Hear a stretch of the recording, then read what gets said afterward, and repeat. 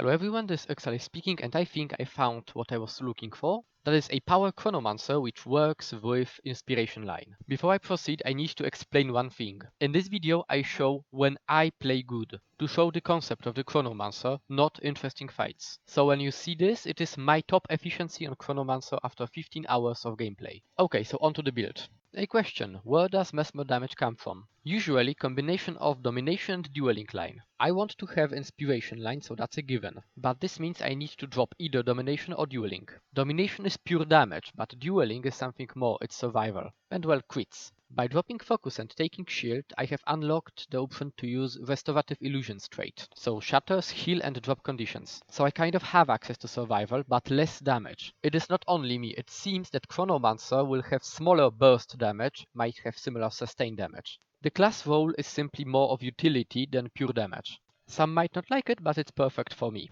Okay, I said inspiration gives me survival, let's see it in action. First, watch the conditions I am given from my opponents. As shatters heal me and as shatters drop my conditions, and I shatter a lot, and also as healing drops conditions from me, the result is I am quite sturdy in terms of both conditions and power damage between Phantasmal Defender and heals from shatters. Note here what happens. I used continuous shift and cast heal through it, and micro-ported through it as if I used sword 3. So this is the only Chronomancer mechanism for survival I have used right now. This is quite sad if you look at it from the perspective of the focus. I can't take this trait and the focus at the same time, and focus is not as reliable as it used to be. So shield should replace the focus if I play a Chronomancer. It is more supporty and more controlly. What it doesn't have is reflects.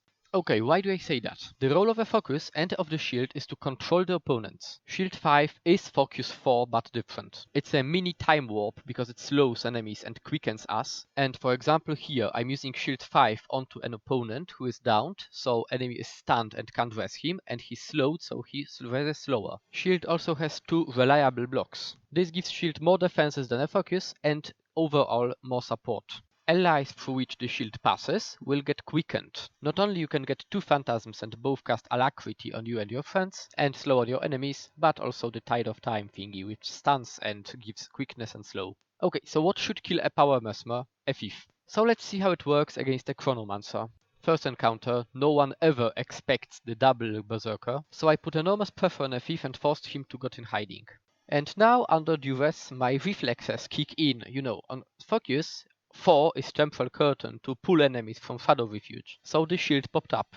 This fight shows an amazing component of this build. Shatters are your resources. If you are close to your friends, you heal them with shatters and drop condis from them. You also get personal alacrity. So I want to shatter as often as I can with as many clones as I can, because the cooldowns get better. This gets more fluid. As the thief can position himself where he wants to, I kind of need to stay on greatsword to be able to put a pressure on him. And as I don't know how shield works, as in shield defense, I'm afraid to not dodge to take the hit, because the 8000 damage hit would kill me. At the same time, shattering phantasms simply gets them back once, so the thief is under enormous pressure. The first person who makes mistakes dies. By the way, you might have noticed seemingly random shatters when enemy is on me. I am used to having blinding dissipation trait, as in blind enemy when you shatter, and so instead of building the burst, I am kind of using this as my defensive mechanism, even if I don't have blinding dissipation, because I've got reflex in my hands.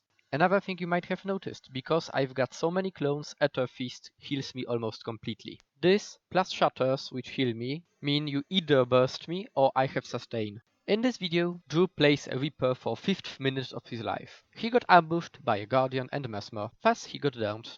Using the continuous shift, I've used mass invisibility to get him up, and second mass invisibility to let him escape. An ultra sick thought. Imagine I had a prismatic understanding. With proper chaining, it's about 20 seconds of stealth from one Mesmer.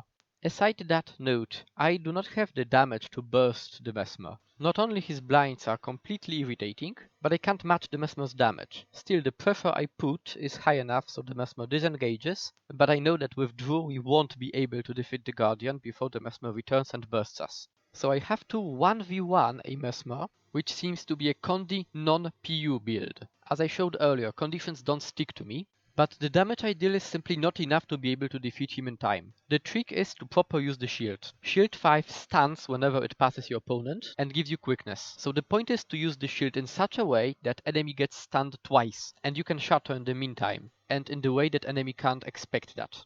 What this implies is that shield is the best used if you combine it with a player having very high damage. For example, I don't know, a sword pistol thief. Enter Talvani. Tal plays a very high damage sword pistol thief. So in this fight, we run to defend the tower on enemy borderlands because we can. As you can see, combining Berserker and Chrono means that opponents are not really able to escape.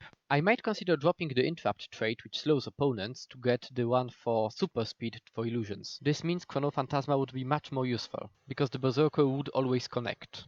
Also, because of how shield works, I might consider taking confounding suggestions trait again. Longer stance might be worth it more than the plus 15% illusion damage. Okay, so Tal is here and we are ready to destroy opponents. He downed me a mesmer so I can stomp him, and he entered the Lord's room to basically to contest and kill whatever he can. Now, what is actually interesting is the fact that I don't have as much damage as I would have on a mesmer, so pure burst will not work here. But what I can do is augment Talvani, giving him quickness, his opponent slow, and stunning his opponents. And this is exactly what I am going to do. One of the problems with Pistol Whip, which is a free target cleave, is to connect it. Damage I deal is not very low, but it's not very high, but Tal is the killer here.